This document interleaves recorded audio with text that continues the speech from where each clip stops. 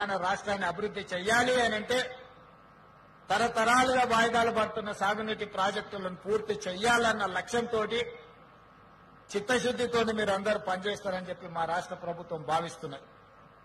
ఈ రోజు మీకు అందరికీ తెలుసు, ఆనాడు తెలంగాణ ఉద్యమ సందర్భంగా కొన్ని రాజకీయ పార్టీలు నీళ్లు నిధులు నియామకాల పేరు మీద ఆనాడు జరిగిన తెలంగాణ ఉద్యమాన్ని భావోద్వేగంగా మార్చి రాజకీయ ప్రయోజనాలు పొందడమే కాదు 2 సార్లు అధికారంలోకి వచ్చి ప్రభుత్వాన్ని నడిపించిన 10 సంవత్సరాలు. దాదాపుగా ఈ 10 సంవత్సరాలలో కేవలం సాగునీటి ప్రాజెక్టుల మీదనే 2 లక్షల కోట్ల పైగా ఖర్చు పెట్టడం జరిగింది. 2 లక్షల కోట్ల రూపాయలు ఖర్చు పెట్టినా ఉమ్మడి రాష్ట్రంలో వాయిదాలు పడుతూ ఉమ్మడి రాష్ట్రంలో నిర్లక్ష్యానికి గురైన సాగునీటి ప్రాజెక్టులు ఒక్కటి కూడా పూర్తి కాలేదు అని అంటే దీనికి కారణం ఈ రోజు మీరు ఈ శాఖలో చేరబోతున్న ఇంజనీర్లు ఆలోచన చేయాలి. నేను సూటిగా మీ ద్వారా తెలంగాణ విజ్ఞానులను తెలంగాణ ప్రజా సంఘాలను చెప్పదలుచుకున్నా. ఆనాడు ఉమ్మడి రాష్ట్రంలో సమైక్య పాలనలో తెలంగాణ ప్రాంతానికి అన్యాయం జరిగింది. లేకపోతే తెలంగాణ ప్రాంతంలో పాలమూరు రంగారెడ్డి కావచ్చు, కల్వకుర్తి కావచ్చు, భీమా కావచ్చు, నెట్టంపాడు కావచ్చు, కోయిల్ సాగర్ కావచ్చు, హంద్రీ నీవా కావచ్చు, ఆంధ్రప్రదేశ్లో కట్టిన ప్రాజెక్టులతో పోల్చినప్పుడు తెలంగాణలో సీతారామ గాని, ఇందిరాసాగర్ గాని, రాజీవ్ సాగర్ గాని, లేకపోతే దుమ్ముగూడెం గాని, ఇలా చెప్పుకుంటూ పోతే సమ్మక్క సారక్క కావచ్చు, ప్రాణహిత చేవెళ్ల కావచ్చు, తెలంగాణ ప్రాంతంలో కట్టిన ఆనాటికే ప్రారంభమైన ప్రాజెక్టులు, జలయజ్ఞంలో భాగంగా ప్రారంభమైన ప్రాజెక్టులు తెలంగాణ రాష్ట్రం వచ్చిన 10 సంవత్సరాలలో ఏది పూర్తి కాలేదు. ఈనాటికి ఆ ప్రాజెక్టులు వాయిదాలు పడుతూనే వస్తున్నాయి.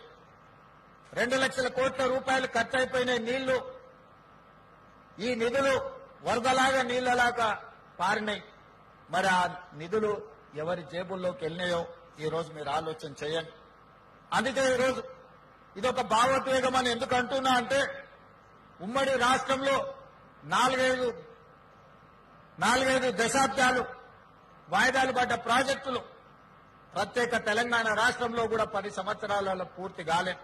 అందుకే ఈరోజు పెద్దలు ఉత్తమ్ కుమార్ రెడ్డి గారికి ప్రత్యేకంగా ఈ శాఖను కేటాయించడమే కాదు, నిరంతరం పర్యవేక్షించుకుంటూ గత 40-50 సంవత్సరాలుగా తెలంగాణ ప్రాంతానికి రావాల్సిన నీళ్లు రాకపోవడము, పూర్తి కావాల్సిన ప్రాజెక్టులు పూర్తి కాకపోవడం వల్ల ఈ ప్రాంతానికి జరిగిన అన్యాయాన్ని సరిదిద్ది వాయిదాలు పడుతూ వస్తున్న ప్రాజెక్టులను పూర్తి చేయాలన్న లక్ష్యంతో ఈ రోజు మా ప్రభుత్వం, మీ శాఖ మంత్రివర్యులు ఉత్తమ్ కుమార్ రెడ్డి గారు పనిచేస్తున్నారు. అందుకే ఈ శాఖలో నియామకాల విషయంలో ప్రత్యేకమైన శ్రద్ధ పెట్టి శాఖలో ప్రభుత్వ ఉద్యోగులు బాధ్యతతో పనిచేసినప్పుడే ప్రాజెక్టులు పూర్తి అవుతాయి. మరి ఆ శాఖకు సంబంధించిన ఉద్యోగ నియామక పత్రాలను 10 సంవత్సరాలు నియమించకపోవడం వల్ల వాయిదాలు పడుతూ వచ్చినాయి. అందుకే సెప్టెంబర్ 2024 నాడు దాదాపుగా ఇక్కడనే ఇదే వేదిక మీద నుంచి 738 మంది అసిస్టెంట్ ఎగ్జిక్యూటివ్ ఇంజనీర్లను, అదేవిధంగా జూనియర్ అసిస్టెంట్లను ఇదే వేదిక మీద నుంచి నియామక పత్రాలిచ్చి భుజం తట్టి ప్రోత్సహించినాం.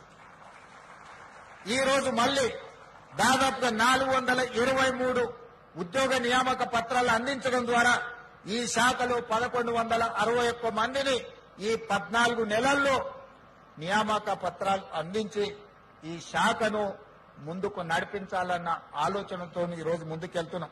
అదేవిధంగా ప్రాజెక్టుల నిర్వహణ కోసం లష్కర్లు అవసరం. దాదాపుగా 2000 మంది లష్కర్లను ఈ 14-15 నెలల్లో నియామకాలు చేపట్టడం జరిగింది.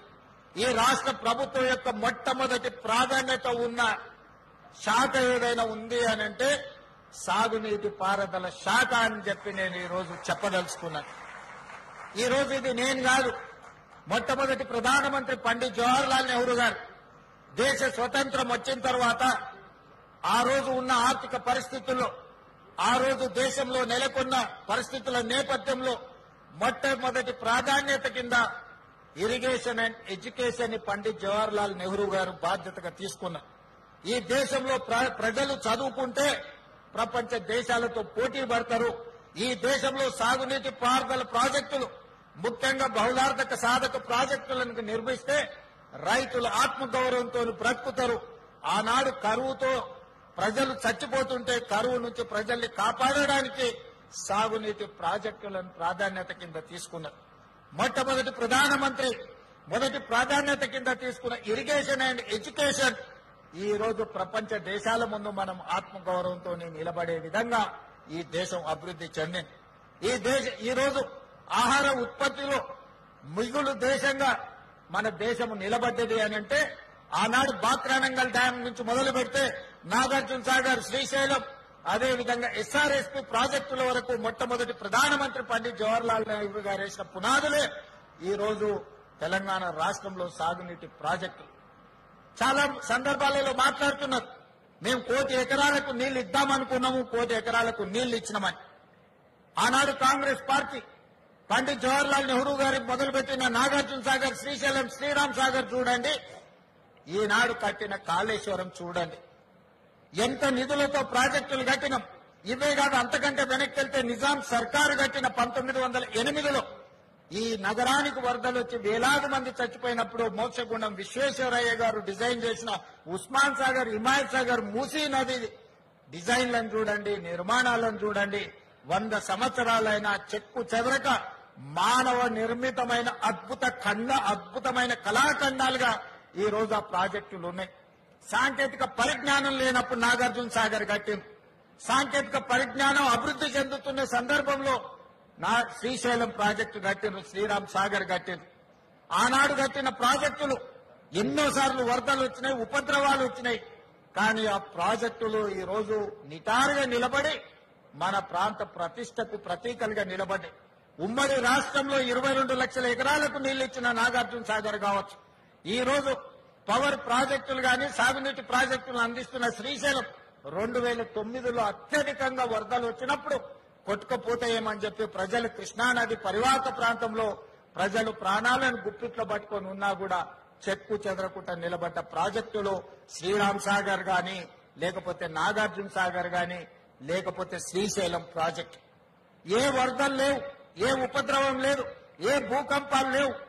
3 ఏళ్లలోనే కట్టడం కూలడం జరిగిపోయింది కాళేశ్వరం. ఈ 3 ప్రాజెక్టుల మీద 10,000 కోట్ల రూపాయలు కూడా మేము ఖర్చు పెట్టలేదు కాంగ్రెస్ పార్టీ. కానీ ఒక్క కాళేశ్వరాన్ని నేను చెప్పడం లేదు, క్యాగ్ ఇచ్చిన అంచనాలు 1,47,000 కోట్ల రూపాయలు. నేను ముఖ్యమంత్రిగా పదవి చేపట్టిన తర్వాత లెక్కలేస్తే 1,02,000 కోట్ల రూపాయలు కాళేశ్వరం ప్రాజెక్టులో కాంట్రాక్టర్లకు బిల్లులు చెల్లించను. ఇంకా ఒక్క కాళేశ్వరంలోనే ఒక 10,000-15,000 కోట్ల రూపాయలు కాంట్రాక్టర్లకు బకాయిలు ఉన్నాయి. మరి 1,00,000 కోట్ల రూపాయలు పెట్టిన కాళేశ్వరం కింద ఇవాళ మీరు ఇంజనీర్లు మీ ఆఫీసులో జాయిన్ అయిన తర్వాత మీరు ఒకసారి రికార్డులను తిరిగేయండి. 50,000 ఎకరాలకు కూడా నీళ్లు ఇవ్వలేకపోయిండ్రు. నికర జలాలతోని గాని స్థిరమైన ఆయకట్టు 50,000 ఎకరాలకు కూడా కాళేశ్వరం నుంచి నీళ్లు ఇవ్వలేకపోయిండ్రు. 50,000 ఎకరాలకు నీళ్లు ఇవ్వని కాళేశ్వరానికి 1,02,000 కోట్ల రూపాయలు ఇప్పటికే కాంట్రాక్టర్లకు బిల్లులు చెల్లించినాం. కట్టిన 3 ఏళ్ల లోపలనే కుప్పగూలిన ప్రాజెక్టు ఈ భూ ప్రపంచం మీదనే. సొమాలియా లాంటి వెనుకబడిన దేశాల నుంచి మొదలు పెడితే అభివృద్ధి చెందిన అమెరికా వరకు ఈ భూ ప్రపంచం మీదనే కట్టిన ప్రాజెక్టు 3 ఏళ్ల కుప్పగూలిన ప్రాజెక్టు చూపించాలి ప్రపంచ చిత్రపటం మీద అంటే అది కేవలం కాళేశ్వరం, మేడిగడ్డ, అన్నారం, సుందిళ్ల ప్రాజెక్టులు అని చెప్పక తప్పదు. అయినా గొప్పలు మాట్లాడుతుంటారు కాళేశ్వరం అని. అందుకే ఈ రోజు ఇంజనీర్లుగా నేను మీకు సూచన చేస్తున్నా, మీరు ఆదర్శంగా తీసుకోవాల్సిన ప్రాజెక్టులు నాగార్జున సాగర్, శ్రీశైలం, ఉస్మాన్ సాగర్, హిమాయత్ సాగర్ అయితే ఎలా కట్టకూడదో, ఎలా కడితే ప్రజలకు నష్టం జరుగుతుందో చూడాల్సింది కాళేశ్వరం. తప్పకుండా మీరు ఉద్యోగంలో చేరిన తర్వాత శ్రీశైలం, నాగార్జున సాగర్ సందర్శించాలి. మోక్షగుండం విశ్వేశ్వరయ్య కట్టిన హిమాయత్ సాగర్, ఉస్మాన్ సాగర్ ని సందర్శించాలి. అదే విధంగా ఈ రోజు మీరు కాళేశ్వరాన్ని కూడా సందర్శించి ఎందుకు ఇంత లోప భూయిష్టమైన ప్రాజెక్టులు నిర్మాణం జరిగినరు. ఎక్కడైనా చిన్న ఇల్లు పూరు గుడిసె కట్టుకున్నా కూడా పునాది తవ్వి కనీసం ఆ భూమి ఎట్లుంది, చదునుందా, లూజ్ ఉందా, లేకపోతే హార్డ్ రాక్ ఉందా, సాఫ్ట్ రాక్ ఉందా, ఎట్లుందో మనం ఒక అంచనాకు వస్తాం. కానీ 1,000 కోట్ల రూపాయలు పెట్టి నిర్మిస్తున్న మేడిగడ్డ, అన్నారం, సుందిళ్ల ప్రాజెక్టులు కట్టిన దగ్గర కనీసం సాయిల్ టెస్ట్ కూడా చేయలేదు. పెద్దసారి హెలికాప్టర్లో పోకుంటూ కిందికి చూసి ఇంజనీర్ గారికి చూపించారు, ఇక్కడొక బ్రిడ్జ్ కట్టి, ఇక్కడొకటి కట్టి, ఇక్కడొకటి కట్టాలి. వారు పేపర్ మీద రాసుకున్నారు, కిందికి వచ్చారు, కాంట్రాక్టర్కి ఇచ్చారు, ఆయన కట్టిండు.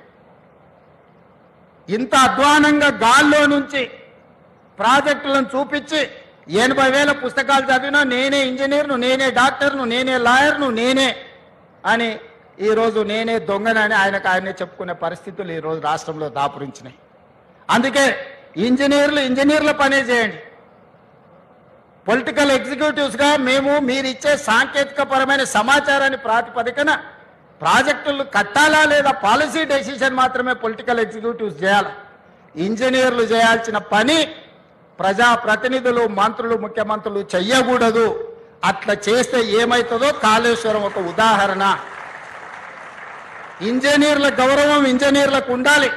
మీరు కష్టపడి చదువుకున్న అసిస్టెంట్ ఎగ్జిక్యూటివ్ ఇంజనీర్గా మీ ఉద్యోగ బాధ్యతలు మొదలు పెడితే చీఫ్ ఇంజనీర్ కావాలి, లేకపోతే ఇంజనీరింగ్ చీఫ్ కావాలంటే 30 ఏళ్ళు శాఖలు కష్టపడి మెట్టు ఎక్కుకుంటూ వస్తే ఇంజనీరింగ్ చీఫ్ అనే ఉద్యోగం వస్తుంది. కాలం కలిసి వస్తే ఎమ్మెల్యే కావచ్చు, మంత్రి కావచ్చు, ముఖ్యమంత్రి కావచ్చు, 3 ఏళ్ళని 2 ఏళ్ళని. ఇంజనీరింగ్ చీఫ్ 30 ఏళ్ళు అయితే కానీ కాలేరు.